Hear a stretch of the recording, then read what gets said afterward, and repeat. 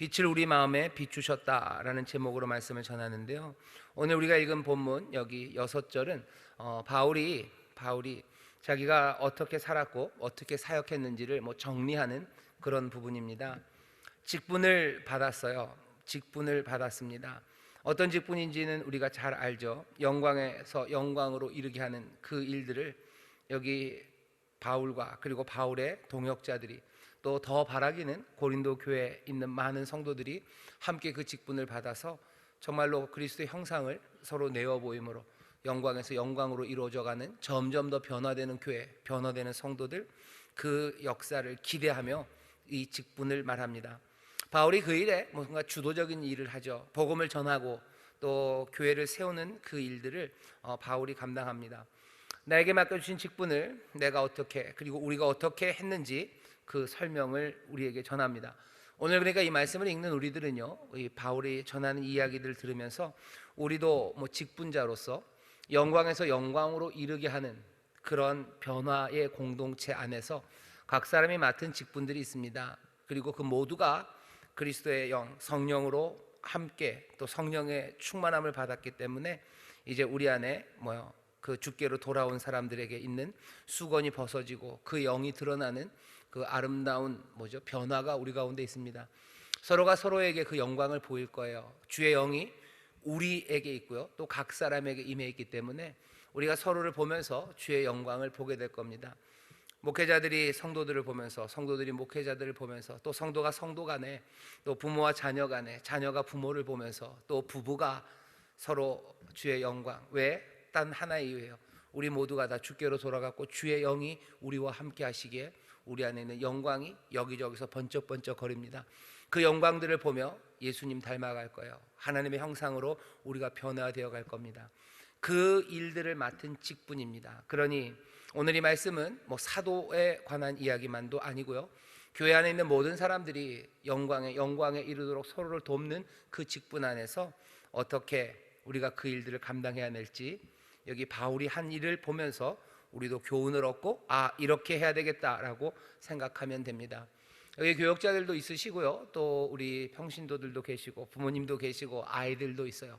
도대체 우리는 교회 하나님의 영이 충만한 사람, 그리스도께 돌아간 사람으로서 교회 안에서 어떻게 행하고 또 어떤 기대를 가져야 되는지 그 말씀을 우리가 들으려고 합니다.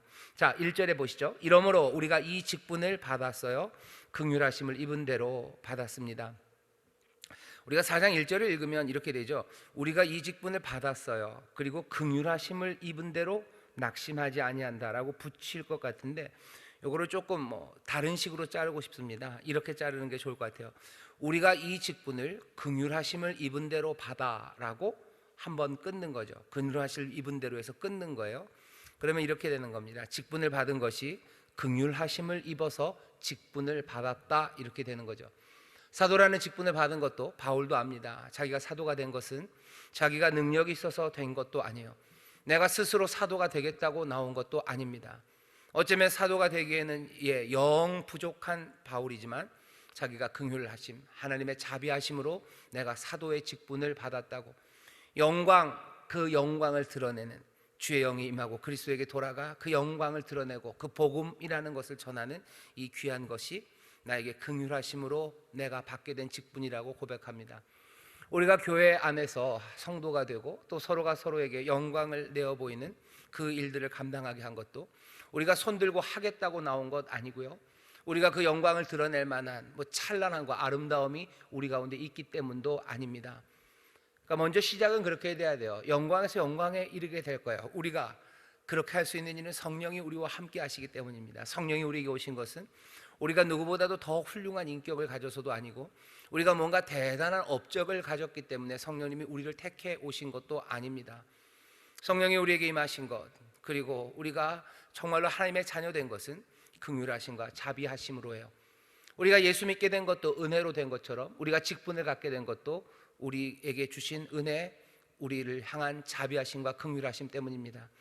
여기 교회 안에서 특별히 직분을 맡은 사람들이 있습니다. 담임 목사, 우리 교역자들, 교구장들, 구역장들, 여러 직분을 가진 사람들은 더더군다나 자기네 직분에 대해서 다시 한번 생각하셔요. 내가 억지로 한 것 같아요. 사실은 그게 조금 더 오히려 낫습니다. 내가 스스로 간 것보다는 억지로 맡은 게 좀 더 맞아요. 하지만 억지로 맡긴 그것이 하나님이 주신 은혜의 부르심이고 자비가 우리를 붙잡아서 그 직분을 맡게 하신 거죠. 교회 안에서 공식적인 타이틀이 없는 분들 계셔요. 그러면 나에게는 직분이 없겠다. 아니요. 교회에 있는 공식적인 타이틀, 집사, 권사, 장로, 목사, 전도사, 이런 타이틀은 우리가 그 사람들을 재직 일꾼으로 세우기 위해서 붙여놓은 이름입니다. 우리 모두는 교회 안에서요 한 몸이에요. 그리고 우리 모두는 한 지체예요. 그렇다면 그 지체에 이름을 뭐라고 부르건 아니면 부르지 않건, 아직은 이름이 없건 간에 그 지체들은 다 그 한 몸 안에서 가지고 있는 직분들이 있습니다. 우리 이 손에도 그렇죠. 뼈가 여러 가지, 뼈마다 다 이름이 있죠. 하지만 우리가 잘 모르는 뼈도 있고요. 여기 있는 근육, 여기 있는 조직들, 우리가 잘 모르는 이름들이 있어요. 하지만 그렇다고 해서 그것이 아무 직분이 없냐? 그렇지는 않습니다. 우리가 직분의 이름을 불러 놓았을 뿐이에요. 하지만 하나님께서 우리를 그리스도의 몸으로 부르시고 우리 모두를 그리스도에게로 돌아가 성령으로 충만하도록 성령이 우리에게 임하셨음을 우린 믿어요. 교회 안에 있는 모든 사람들이 그렇습니다. 가족 안에 있는 모든 사람들이 그래요. 그렇다면 모두에게는 그 직분들이 있습니다. 그 직분은 긍휼하심으로 우리에게 주신 겁니다. 그 직분이 뭔지 분명하게 아는 사람들은 복 있는 사람들입니다. 그래서 재직이 된다는 건 어떻게 보면 삶이 더 단순해지고 명확해지는 거예요. 목사가 되었다는 건 내가 교회 안에서 해야 되는 직분이 여러 가지 외적, 내적으로 그 길들이 정해지죠. 집사가 되었다는 것, 권사가 되었다는 것, 장로가 되었다는 것도 마찬가지입니다. 그러니 어쩌면 직분이라는 타이틀을 재직이 된다는 건 어쩌면 훨씬 더 삶을 단순하게 하나님께 드릴 수 있는 선물입니다.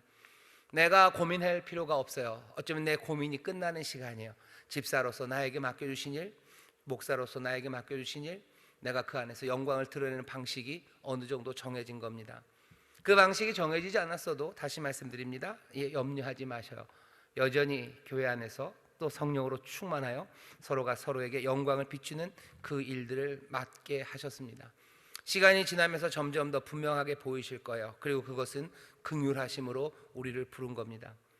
긍휼하심으로, 자비로 우리를 부르셨다면 어떻게 해야 됩니까? 바울은 이렇게 얘기해요. 이 직분을 긍휼하심으로 받았어요. 그러니 낙심하지 않습니다. 내가 받은 것이 은혜로 받은 거예요. 그러니 낙심하지 않아요. 내가 해야 될 그 일들을 포기하지 않습니다. 내가 내 능력으로 받은 거였으면, 내가 모자라면 그냥 낙심하면 돼요. 내가 스스로 온 거였으면, 하다가 안 되면 그냥 떠나가면 됩니다. 하지만 은혜가, 자비가 나를 붙잡아서 여기에 오게 하셨다면 이 변치 않는 긍휼하심이 나로 하여금 이 직분을 감당하게 하실 것을 믿습니다. 그러니 낙심하지 않아요.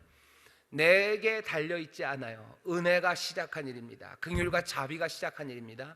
그러니 그 자비와 긍휼이 그 일을 이루실 것을 믿습니다. 그러니 포기하지 않고 낙심하지 않습니다.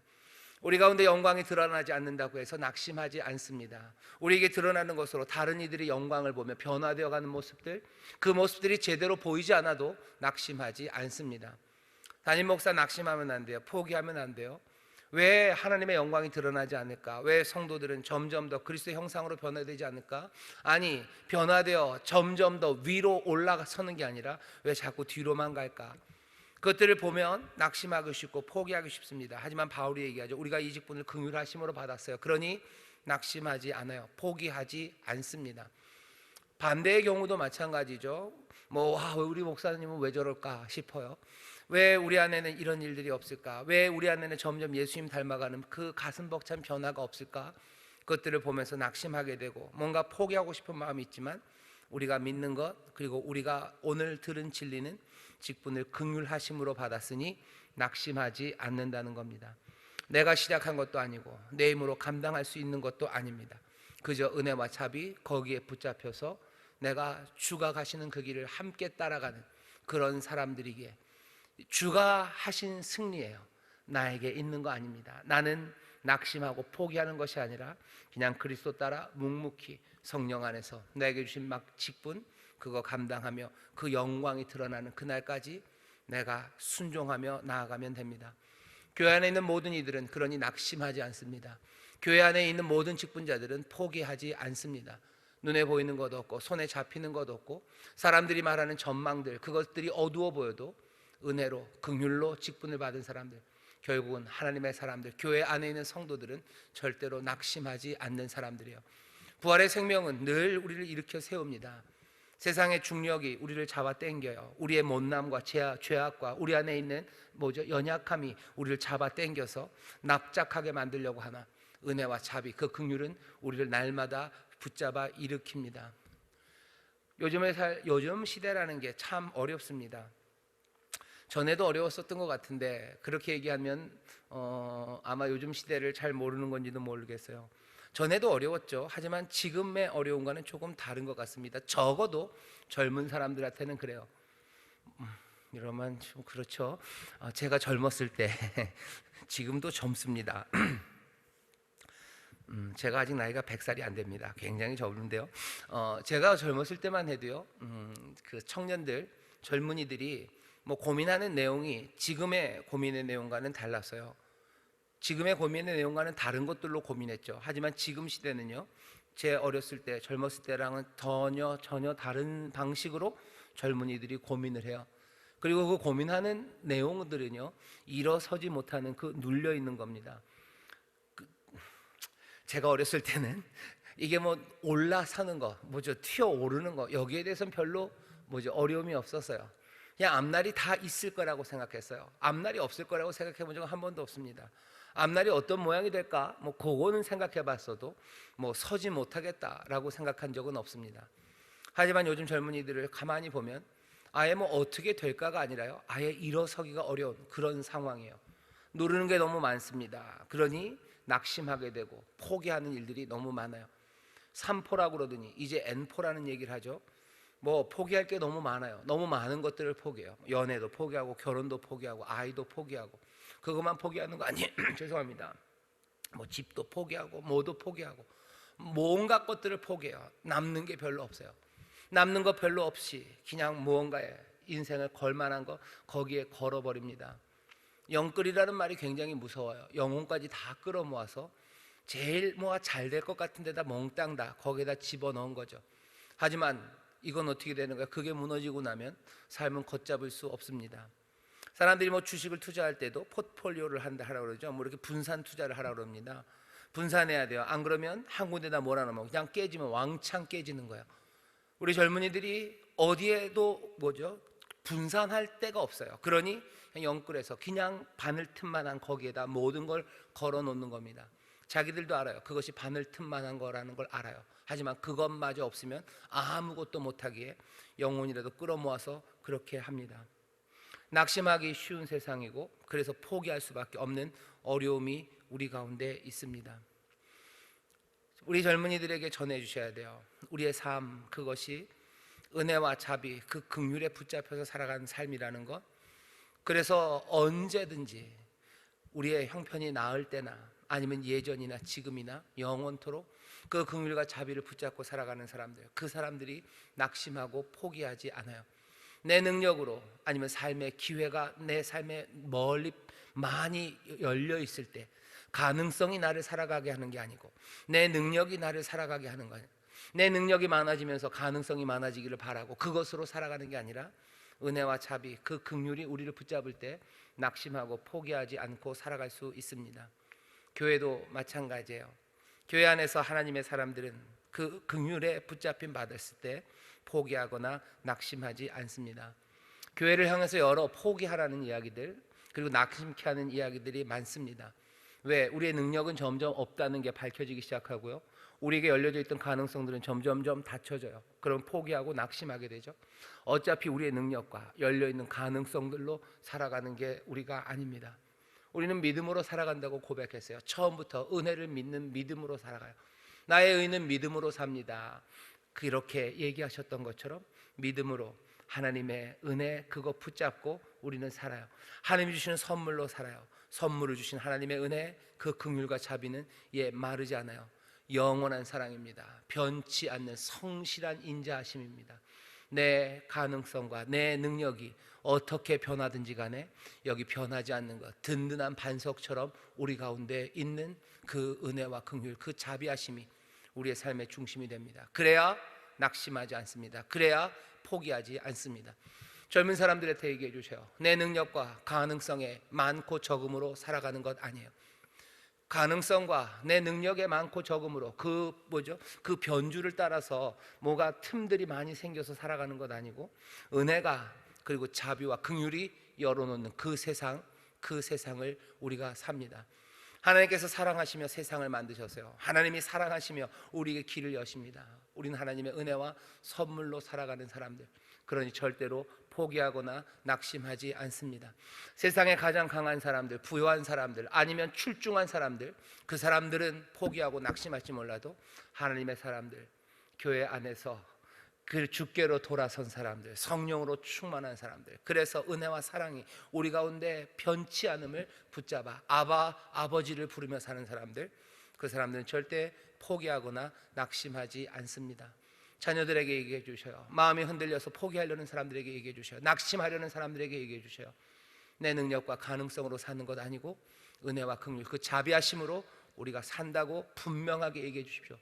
뒤에 나오겠지만 이것이 이 땅에 있는 악한 영들, 그 사람들이 복음을 가리우는 게 아니라면 이 복음은 거기에 빛으로 비춰지기 시작합니다. 빛으로 비춰지는, 또 들려지는 진리가 이 말을 들은 사람들로 하여금 그 빛 앞으로 나오게 하고 그 은혜와 그 사랑을 붙잡게 했을 때 어떤 일이 일어납니까? 오늘 설교의 제목 그대로 빛을 우리의 마음에 비추신 것처럼 빛을 그들의 마음에 비추기 시작할 때 낙심하고 포기했던 사람들, 그 사람들의 삶이 변합니다. 바울도 얘기하는 거예요. 바울이 말합니다. 내 직분, 내 삶, 내 운명, 이것은 긍휼로 내게 주신 거예요. 그러니 나는 낙심하지 않습니다. 나는 그렇게 살아왔다고. 내가 그 빛을 다메섹에서 보았을 그때부터, 그 빛이 말하는 건 뭐죠? 은혜예요. 그건 긍휼이에요. 예수 그리스도, 예수를 핍박하러 가는 자기를 예수는 거기서 맞아주시는 거죠. 맞아주시고 바울에게 생명의 일을 맡기십니다. 바울은 그 비춰진 빛, 그 빛 앞에서 내 삶, 내 운명, 내 부르심, 그리고 내 삶의 직분, 그 모든 것들이 긍휼 그리고 자비로 주어졌음을 알아요. 그때부터 바울은 포기하거나 낙심하지 않습니다. 진리를 말하는 것에 물러나지 않아요. 여러 가지 고난과 핍박들, 돌에 맞는 일들, 아니면 여기 고린도 교회처럼 자기의 사역의 열매라고 생각했던 것들이, 내 사역의 기쁨이라고 생각했던 것들이 나를 험담하고 나를 반대해서 내 영혼을 그렇게 침울하게 만들 때라도 바울은 절대로 낙심하거나 포기하지 않습니다. 이게 바울이 말하는 나는 이렇게 살았고 이렇게 사역했다는 것의 첫 번째입니다. 직분을 받아 긍휼하심을 입은 대로 그렇게 긍휼하심으로 직분을 받았으니 낙심하지 않아요. 그리고 또 두 번째는요, 내가 긍휼하심으로 그 직분을 받았으니 두 번째는 숨은 부끄러움의 일을 버립니다. 숨은 부끄러움의 일은 버려요. 뭔가 숨겨진 것들은 이제 아무것도 없어요. 왜? 은혜로 직분을 받았기 때문입니다. 내가 무슨 목적이 있어서 다른 목적으로 직분을 받은 것도 아니고 내 인생에 다른 동기가 있는 것도 아닙니다. 그냥 긍휼이 나를 부르신 대로, 은혜가 나를 부르신 대로 나는 살아가요. 훨씬 더 단순합니다. 그것 말고는 아무것도 없어요. 내가 드러낸 그대로 긍휼하심으로 나에게 직분을 주었어요. 나는 은혜 따라 살아가요. 그게 다예요. 아무것도 남은 건 없어요. 내 속을 다 뒤집어 봐도 그것밖에 남은 게 없죠. 거기에서 내 유익을 취하려는 것도 없고 거기에서 뭔가 내가 다른 꿈과 다른 계획은 없습니다.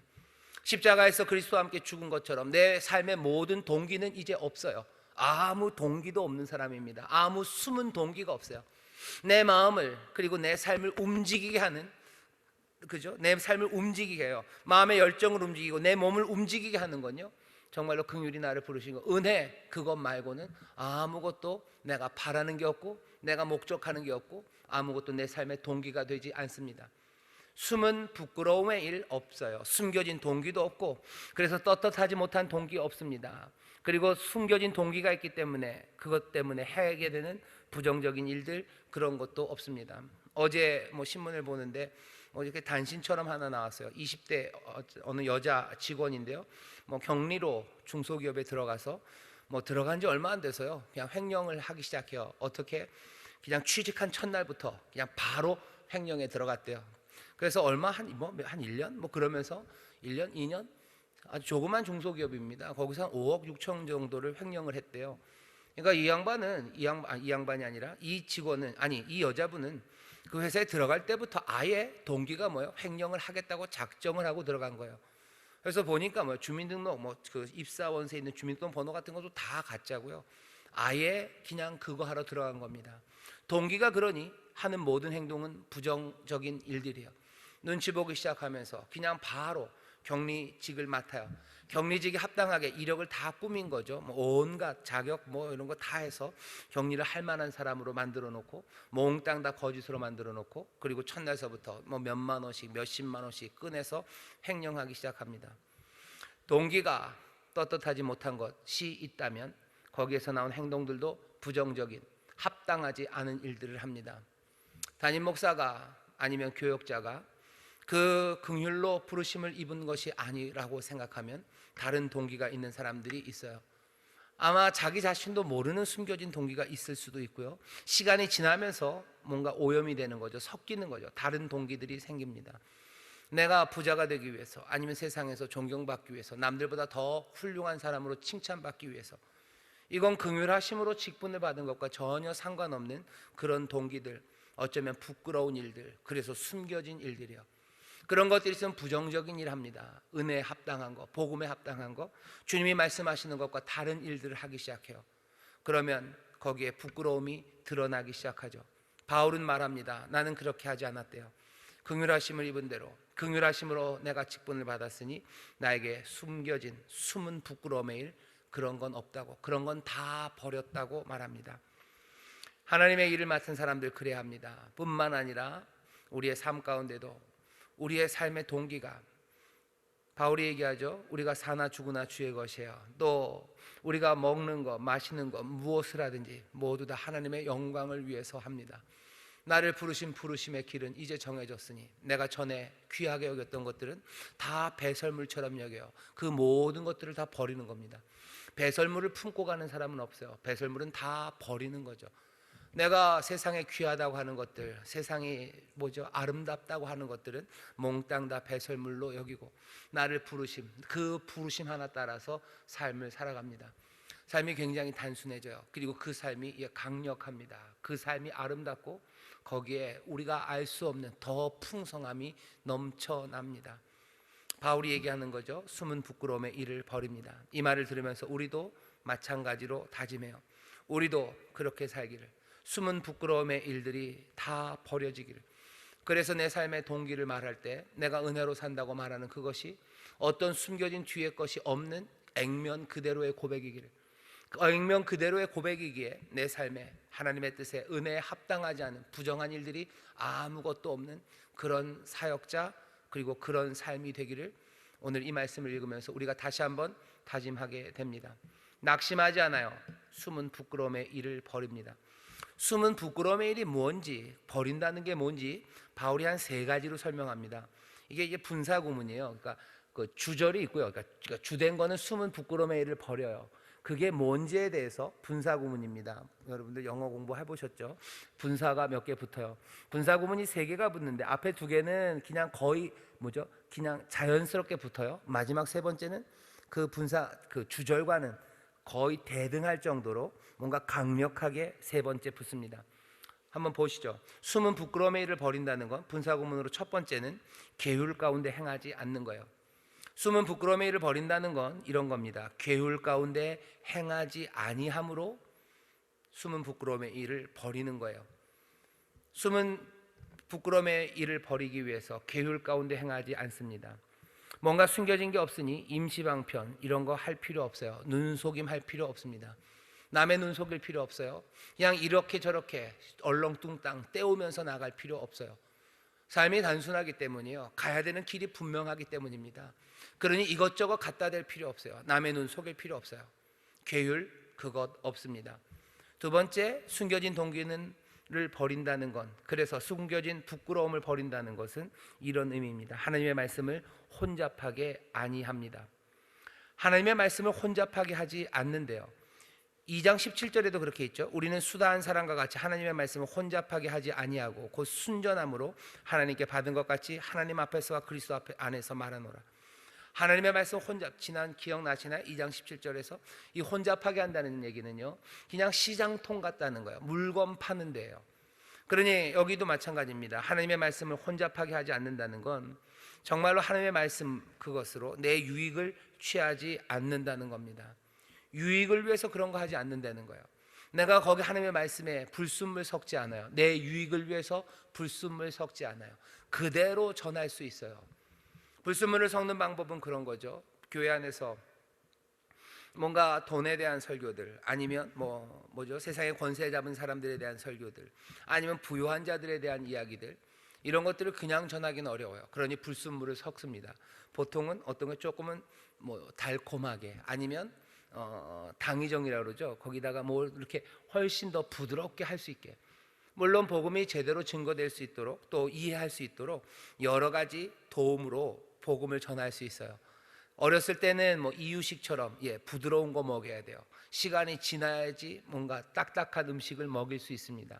물론 그런 변화들은 그런 단계에 따라서 복음을 증거하는 사람들이 알맞게 전해야 돼요. 하지만 정말로 어리기 때문에 이유식을, 또 장성할 때 딱딱한 음식을 주는 게 아니라 거기에 불순물을 섞어서요, 그 사람을 위해서가 아니라 나를 위해서 불순물을 섞을 때가 있어요. 부드러운 것 주고 딱딱한 것 주는 것은 먹는 사람을 위한 겁니다. 하지만 불순물을 섞을 땐 나를 위해서요. 그런 거 많죠. 무슨 불량식품 만드는 사람들, 먹는 사람들을 위해서 불량식품, 이상한 먹지 못할 걸 섞는 게 아니에요. 왜 그런가요? 자기를 위해서입니다. 내 유익을 위해서 불순물을 섞어요. 숨은 부끄러움의 일을 안 합니다. 계율을 행하지 않고, 그리고 하나님의 말씀을 혼잡하게 만들지 않습니다. 그리고 세 번째는 어떻게? 오직 진리를 나타내므로 하나님 앞에서 각 사람의 양심에 대하여 스스로 청구합니다. 부끄러움이 없어요. 그냥 그대로 드러나면 됩니다. 진리를 나타내면 돼요. 그냥 진리를 나타내요. 하나님 앞에서, 그것도 각 사람의 양심 앞에 그렇게 내어놓으면 됩니다. 바울이 믿는 거죠. 정말로 참된 진리, 복음을 선포하면 거기에 성령의 역사가 나타남을 믿어요. 바울은 믿습니다. 복음이 선포되면 성령이 역사하실 거예요. 성령이 역사하시면 그 그리스도의 영이 그들에게 임하니 그리스도를 닮아갈 거예요. 그리스도를 닮아가는 일이 이제 한 사람 한 사람 서로에게서 영광을 비치며 영광에서 영광으로 변화되어가는 아름다운 교회, 그 공동체가 만들어질 거예요. 바울은 그것을 믿습니다. 그 변화된 삶, 그 삶이 정말로 내가 제대로 복음을 증거했고 또 하나님의 말씀이 참인 것을 증거하는 겁니다. 이것들을 너희들 양심 앞에 놓겠다는 거예요. 내가 복음을 증거했고 거기에 성령의 역사가 있었고, 그래서 그리스도를 닮아가는 사람들 생겨나고 거기에 영광에서 영광으로 이르는 그 귀한 공동체, 정말로 그리스도의 몸이라고 말할 수 있고 하나님의 성전이라고 말할 수 있는 그 사람들이 여기 이루어지지 않냐? 그거면 내 사역이 무언지 충분히 설명이 되지 않냐고. 그 일에 내가 부끄러운 거 하나도 없다고, 숨은 부끄러움의 일은 다 버리고 그렇게 증거할 수 있다고 자기가 했던 그 사역을 설명합니다. 우리도 이 말씀을 보면서요, 교회가, 그리고 교회 안에 있는 사람들이요, 스스로에 대한 책임이 좀 있어야 돼요. 예를 들면 우리 인천 순복음교회가 영광에서 영광으로 자라가는 그런 귀한 믿음의 공동체, 정말로 인천에 세우는 하나님의 성전, 그것으로 되어가야 되는데 그것이 부족하다면 그 모든 책임은 담임 목사에게 있지 않습니다. 저한테 있지 않아요. 저한테 있지 않아요. 정말로 책임이 있다면, 이러면 너무 그냥 미루는 건가요? 이건 주님에게 있는 거고요. 혹시라도 누군가 사람에게 그 책임을 물어봐야 된다면 우리 모두에게 있습니다. 우리가 함께 성령의 충만한 가운데 영광에서 영광으로 변화되어 가는 사람들이에요. 자기가 맡은 직분과 할 일들이 좀 다르죠. 하지만 우리가 모두 함께 책임을 져야 되는 겁니다. 그러니 담임 목사가 왜 이렇게 안 변하냐고 누구에게, 성도들에게만 얘기할 건 아니에요. 담임 목사 못했으니까 우리가 이런 거라고 또 서로 손가락질 할 일도 아니에요. 우리가 소망 가운데 낙심하고 포기하지 않으며 복음이 증거되는데 성령님 역사하신 이것 변화될 것에 대한 믿음과 소망 가운데 서로를 격려하며 견디며, 그리고 또 변화되어가는 그 영광의 변모들을 보며 함께 즐거워하며 나가는 것, 그것이 교회 안에서 가장 바람직한 삶의 모습이고 교회 안에서 함께 사역하는 이들의 삶의 태도입니다. 부역장들은 교구장들을 그렇게 봐주셔요. 교구장들은 구역장들 그렇게 봐주셔요. 남편은 아내를 그렇게 봐주셔요. 아내는 남편을 그렇게 봐주셔요. 왜 남편이 안 변하냐고 남편한테 핀잔말 하지 마셔. 예, 어느 정도의 책임은 분명히 주님께 있고 나에게 있습니다. 주님은 그 책임을 다 하실 거예요. 우리는 믿습니다. 바라는 건, 그리고 기도하는 건 나도 그 책임을 감당하고 함께 아파하며 또 함께 소망하는 그 마음을 품어야 합니다. 바울은 그렇게 사역했대요. 그리고 그렇게 자기를 얘기합니다. 그런데 문제는 그래 그렇게 네가 잘했는데 왜 사람들은 고린도 교회는 그냥 변화의 과정이 늦는 것처럼 보이는 게 아니라 아예 멸망할 것 같은, 멸망받을 자 같은 그런 사람들이 있는 건 뭐냐라고 물을 수 있죠. 왜 네가 전하는 복음이 하나도 제대로 이루어지지 않냐라고 물을 수 있습니다. 거기에 대한 바울의 답이에요.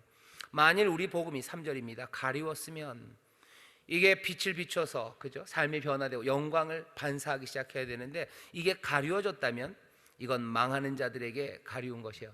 망하는 사람들, 그 사람들, 멸망받을 그 사람들, 진리 거기에서 완전히 떠나가서 하나님의 판단 아래 구원에서 멀어진 그 사람들, 그 사람들에게는 복음이 아예 가리워진 거죠.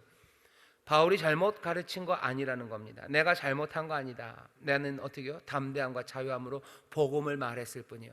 그런데도 그것들이 가리워졌다면 그건 망하는 자들이고, 그들이 그렇게 된 이유는 4절입니다. 그 중에 이 세상 신이 믿지 않는 자들의 마음을 혼미케 하여 그리스도 영광의 복음의 광채가 비추지 못하게 함이니 그리스도는 하나님의 형상이니라. 그리스도의 영광의 복음의 빛, 그 빛이 비추지 못하게 세상의 악한 영들이 그것들을 가렸다는 거야. 가려서 그 사람들이 그 빛을 보지 못하고 그 빛 앞으로 나오지 못하니 삶의 변화, 그것들이 없다는 겁니다. 악한 영이 눈멀게 하는 거예요. 하지만 결국은 모든 책임을 악한 영에게만 돌릴 수는 없습니다. 그들도 믿지 않았기 때문이요. 악한 영은 눈멀게 하고 그들은 믿지 아니하므로 그 빛이 비춰지지 않은 거죠. 그리고 얘기합니다. 우리가 전파하는 것, 우리를 전파하는 건 아니다. 우리가 전파하는 건 예수의 주되시며 예수 그리스도의 주되심, 다른 이가 아니라 바로 예수가 그리스도이심을 전파합니다. 그리고 그 그리스도 예수를 위하여 우리의 종된 것, 그것들을 전파한답니다. 5절이죠. 우리가 우리를 전파하는 건 아니라 오직 그리스도 예수의 주되신 것, 또 예수를 위하여 우리가 너희의 종된 것을 전파함이라. 우리가 너희의 종된 것, 바울이 고린도 교회의 종된 것은 주를 위함입니다. 예수를 위해서이지 너희를 위하여 종된 것은 아니에요. 바울은 분명히 고린도 교회의 종이라고 자기를 불러요. 예수 그리스도의 종이고 교회의 종입니다. 하지만 바울의 주인은 그리스도이시지 교회가, 고린도 교회가 바울의 주인은 아니에요. 요 차이가 미묘합니다. 예수의 종이에요. 그리스도의 종이에요. 그러니 그리스도는 바울의 주인이십니다. 바울은 고린도 교회의 종이에요. 하지만 이것은 예수 그리스도를 위하여 종된 거지 내 주인이, 바울의 주인이 고린도 교회는 아닙니다. 이건 담임 목사에게도 마찬가지고요. 그리고 또 성도들에게도 마찬가지고 모든 재직에게도 마찬가지입니다. 교회를 섬기는 사람이요, 담임 목사도 그렇고 모든 성도들은 교회를 섬깁니다. 하지만 우리의 주인은 교회는 아닙니다. 우리의 주인은 머리 대신 예수 그리스도가 우리의 주인이셔요. 이게 조금 헷갈리면 조금 이상해집니다. 조금 이상해져요. 분명히 섬깁니다. 하지만 주인이 누군지는 분명해야 됩니다. 안 그러면 주인이 아닌 것들이 우리가 종이었기에 우리에게 주인 노릇하기 시작하는 거예요. 뭔가 왜곡할 수 있는 그 가능성들이 열려요. 교회는 늘 그 위험이 있습니다. 그러니 성도들을 교회가 아니면 담임 목사가 주인인 것처럼 그렇게 행세할 때가 있어요. 여러분들이 담임 목사를 섬겨요. 여러분들이 교회를 섬깁니다. 정말로 종인 것처럼 그렇게 착하고 충성된 종처럼 섬겨요. 하지만 담임 목사가 여러분들의 주인도 아니고 이 교회가 여러분들의 주인도 아니에요. 여러분들의 주인은 누구예요? 우리 모두의 주인은 예수 그리스도, 그분이 우리의 주인이십니다. 그분이 주예요. 하지만 우리는 종으로 주를 섬기고 또 종으로 교회를 섬깁니다. 그게 우리가 가진 태도죠. 그러니 교회가 이상한 말 할 때 여러분들 따라 들으실 필요 없어요. 하지만 주가, 예수 그리스도 주님이 여러분들에게 이해할 수 없는 이상한 이야기를 할 때 그때는 따르는 겁니다. 주님이 우리를 인도하시는 길이면 우리가 이해할 수 없어도 또 우리가 다 받아들일 수 없고 내가 그 능력이 없다 할지라도 주를 따라가는 거예요. 하지만 교회는 조금 다릅니다. 요 미묘한 차이를 바울이 여기서 그냥 간단하게 얘기해요. 예수를 위하여 너희의 종이 되는 것, 우리는 그것들을 전파한답니다. 예수의 주 되신 것 전파요. 그리고 6절입니다.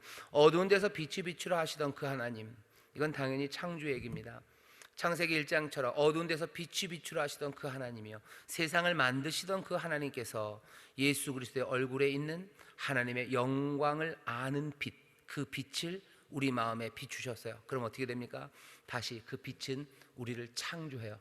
세상을 창조하시, 빛이 있으라 하시며 세상을 창조하시니까 그 예수 그리스도의 얼굴에 있는 하나님의 영광을 아는 그 빛을 우리 가운데 비추셔요. 복음 안에서 깨닫게 하시는 그 빛을 우리 가운데 비추셔요. 그러면 세상이 만들어졌던 것처럼 새로운 창조가 우리 가운데 시작됩니다. 새 언약의 창조예요. 새 마음의 창조예요. 그리고 새 시대, 그것들을 열어 가십니다. 바울은 다메섹에서 그 빛을 보았습니다. 세상이 새롭게 만들어졌어요. 그때부터 바울에게는 다른 세상이죠. 빛이 있으라 하실 때 그 어둠과 혼돈, 그 깊은 혼돈과 그 무질서한 가운데 하나님이 세상을 만드셨을 때 빛을 말하셨던 것처럼 하나님의 영광, 예수 그리스도의 얼굴에 나타난 그 영광을 아는 빛을 우리 가운데 비추실 때 모든 혼돈과 그리고 그 허무와 그 어둠, 그것들은 사라지고요, 우리의 삶 가운데 새 세상이 아름답게 선하게 열립니다. 빛이 임할 때 세상이 열려요. 다른 말로 하면 어떤 사람들은 그렇게 얘기하죠. 복음이 우리의 눈을 띄울 때가 있어요. 내 인생의 여러 가지 의문과 혼돈들, 그리고 그 허무가 그 비춰지는 빛 가운데서 말끔히 사라집니다. 인생의 허무가 사라져요. 왜 사는지, 어디서 왔는지, 어디로 가는지 모르는 그 깊은 허무입니다. 허무는 굉장히 깊습니다. 사람들이 한번 빠져 들어가기 시작하면 헤어나올 수가 없어요. 수십 킬로 그냥 낭떠러지로 떨어집니다. 인생의 허무, 그리고 그 죽음이 가져다주는 말도 안 되는 그 공허함, 여기서 누가 헤어나옵니까? 그냥 그 생각을 멈출 뿐이지 거기서 제대로 헤어나오는 사람은 없습니다. 하지만 빛이 비춰졌을 때 그 혼돈과 그 깊은 허무, 그 어둠이 이제 선한 것, 하나님이 보시기에 좋은 기쁨의 동산, 정말로 감격의 동산, 모든 것들이 충만한 생명의 장소로 변하게 된 그 시작은 하나님의 창조하시는, 새롭게 만드시는 그 역사 때문이었습니다. 빛이 있으라 하실 때 세상이 바뀐 것처럼 그 복음의 빛이 우리 가운데 비춰질 때요, 우리 인생의 대답들, 그리고 모든 혼돈의 질서들, 그리고 그 어둠의 빛, 그 광명함이 시작됩니다. 다메섹에서 있었던 것처럼 그 빛이 비춰요. 어두운 데서 빛이 비추려 하시는 하나님, 그 하나님께서 예수 그리스도의 얼굴에 있는 하나님의 영광을 아는 빛을 우리 마음에 비추셨어요. 나에게 비추셨고, 그리고 우리 마음, 여러분들의 마음에 비추셨습니다. 우리는 더 이상 혼돈 가운데 살아가지 않습니다. 그 빛 가운데 변화되는 그 영광을 우리가 함께 품으며 영광에서 영광으로 변화되어 갈 겁니다. 이 빛은 나에게만 비쳤습니까? 아니요, 여러분들에게, 우리 모두에게 비쳤어요. 지난번 읽었던 고린도후서 3장식으로 말하면 우리가 주께로 돌아가면 그 수건이 벗어지는 것처럼 은혜로 우리가 주께로 돌아가게 하시고 그 영광의 빛을 비추게 하셔서 그 수건을 벗어지게 한 거예요. 인생의 모든 가려진 것들이 보이기 시작합니다. 내가 어떻게 살아야 될지, 내 인생의 의미가 뭔지 그것들을 깨달아 알기 시작해요. 어떻게 알아요? 1절로 다시 돌아가면 내 직분, 내 삶이라는 게 긍휼과 자비하심으로 나를 붙잡고 나를 부르신 삶이라는 걸 알아요. 그렇게 보게 된, 빛 가운데 보게 된 내 삶은 이제 절대로 낙심하거나 포기하지 않습니다. 내 능력과 가능성이 별로 아닌 것 같아도 낙심하지 않고 포기하지 않아요. 그 빛을 본 사람은 이제 숨길 게 없어요. 괴유를 말하지 않아요. 괴유를 말할 거 없고 하나님의 말씀을 혼잡하게 뭔가를 섞어야 될 필요 없고 그냥 진리를 나타내면서 하나님 앞에서 판단될 것, 그것 생각하며 아주 단순하게 진실하고 참되게, 그리고 담대함과 자유함으로 살아가기 시작합니다. 가려진 사람들이 있을 거예요. 그래서 믿지 못한 사람들이 있을 겁니다. 하지만 빛이 있으라 하셨던 바로 그 하나님께서 그 그리스도 얼굴에 있는 하나님의 영광을 아는 그 빛을 우리 가운데 비추셨으니 이제 우리는 다시 한번 수건을 벗은 사람들답게 그 영광 가운데 새 삶을 살아갑니다. 성령님의 역사가 우리 가운데 있어요. 그러니 우리는 복음을 듣고 새롭게 변화받아서 확신 가운데 예수의 주되심과 또 우리의 주의 종되심, 종임을 확인하면서 그렇게 순종으로 주를 따르며 주를 높이며 살아갑니다. 직분자들 기억하십시오. 우리의 모든 삶과 직분은 하나님께로부터 왔어요. 하나님 우리에게 억지로 부여하신 것 아니고 은혜로 우리를 부르셨어요. 복음에 합당하게 사십시오. 우리의 힘으로 모두를 설득할 수 있는 건 아닙니다. 악한 영이 가린 사람도 있어요. 망하는 사람 있을 겁니다. 몽땅 다 안 된다고 해서 여러분들 너무 실망하지 마십시오. 그건 하나님 앞에 맡겨야 되는 거죠. 맡기셔요. 그 대신 우리는 끝까지 예수 그리스도의 주되심을 전하고 성령님을 의지하며 나갑니다. 거기에서 나뿐만 아니라 우리에게 빛이 비추셨음을 함께 믿고 서로를 신뢰하면서 한 걸음 한 걸음 예수 그리스도 안에 나타난 하나님의 형상, 그것들을 보며 닮아가며 서로를 격려하며 그 영광으로 이 땅을 살아갈 겁니다. 이런 직분자들, 또 이런 하나님의 자녀들, 이렇게 새롭게 창조된 삶이 바로 우리의 삶임을 여러분들 기억하시고, 인생에 대한 대답이 궁금하신 분들, 어떻게 살아야 될까, 내 삶은 무엇일까, 교회 안에서 무엇이 이루어져야 될까에 대해서 여러분들 이 말씀 가운데서 빛을 발견하시고 또 이 말씀 가운데서 다시 결단하게 하시는 그 인도하심을 여러분들 붙잡으셔서 방황하지 않는 삶, 정말로 낙심하고 포기하지 않는 삶, 숨기는 것 없는 진실을 그리고 진리를 밝히 나타내는 그런 찬란한 투명한 영광을 드러내는 귀한 하나님의 자녀 성령의 사람들의 삶이 되시기를 주의 이름으로 축원합니다. 기도하겠습니다. 빛을 우리 마음에 비추셨습니다. 새 일이 시작되었습니다.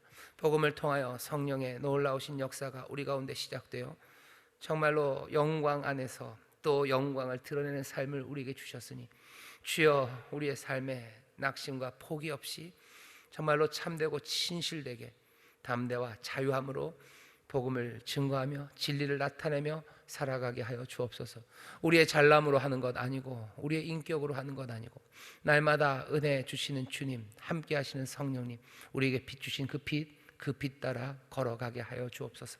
아버지 하나님, 이 단순한 하지만 이 분명한 삶을 놓치지 않게 하시고 주여, 이 삶을 기억하게 하시사 서로가 서로에게 함께 격려하며 함께 생명의 길을 걸어가는 우리 모두가 되게 하여 주옵소서. 감사드리며 예수님 이름으로 기도하옵나이다. 아멘.